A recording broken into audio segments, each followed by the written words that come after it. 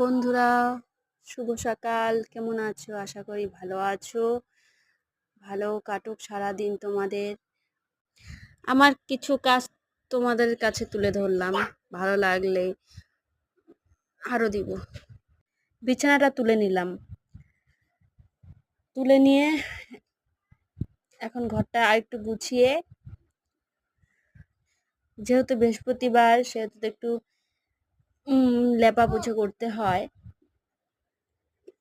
তাই একটু লেপে নিলাম। বাড়ি ঘর লেপে আমি এখন ঠাকুর দিব, সেটা তোলা হয়নি বন্ধুরা, পারি না, সবকিছু একসাথে তুলতে পারি না, সময় হয়ে ওঠে না। তাই তোমাদেরকে ঠাকুর দিয়ে তারপর দেখালাম কেমন হলো ঠাকুর দেওয়াটা। আমি প্রতিদিনই এরকম করে দিই, নিজের মতো করে এরকম করে সাজায় গুছায়। আমার ঠাকুর দিতে খুব ভালো লাগে, আমার খুব প্রিয় এই মন্দির মা। আমি খুব শান্তি পাই এই জায়গাতে। আমি আমার কালীমাকে এভাবেই পুজো দিই, আমার খুব ভাল লাগে এভাবে সাজিয়ে গুছিয়ে পুজো দিতে। যেদিনকে সময় পাই আমি খুব সুন্দর করে পুজো দিই। আমি না হলে মন শান্তি হয় না আমার। একটু তোমাদেরকে গোটা মন্দিরটা একটু দেখালাম, কেমন লাগলো তোমাদের। নতুন একটা পুজো এসেছে, বিপত্তারিণী।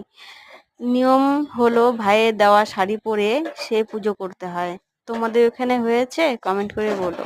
সবখানেই হচ্ছে, আস্তে আস্তে সবখানেই হচ্ছে। ভাই দেওয়া শাড়ি পরে বিপত্তারিণী পুজো দিতে চলে এলাম। আমাদের গ্রামটা খুব সুন্দর। আমাদের গ্রামে যে কোনো পুজোই আমরা একসাথে মিলেমিশে করতে ভালোবাসি। যে যেখানে থাকুক না কেন সবাই চলে আসে। পুজো হলে আমাদের গ্রামের সবাই একসাথে আমরা দল বেঁধে কাজ করতে আমরা খুব ভালোবাসি। আমাদের গ্রামে প্রচণ্ড মজা হয়, আনন্দ হয়, আমরা খুব খুব মজা করি।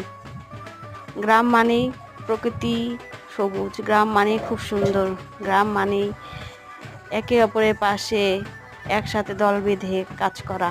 আমরা খুব ভালোবাসি, সবাই মিলে একসাথে কাজ করি, খুব খুব খুব ভালোবাসি। বিপত্তারিণী পুজো হয়ে গেলে 8 দিনের মাথায় বাপের বাড়ি চলে আসলাম। এসে ভাইকে সেই বিপত্তারিণী পুজোর সুতো পরাতে হয়, সেটা ভিডিও হয়নি বন্ধুরা। যেদিনকে বাড়ি ফিরবো সেদিন রবিবার ছিল, 1 তারিখ জামাই ষষ্ঠী। তাই আমার তো মা নেই, মাসি শাশুড়ি তাদের জামাইকে রান্না করে খাইয়েছে। বাড়ি এসে সংসারে আবার জীবনে ফিরে এলাম।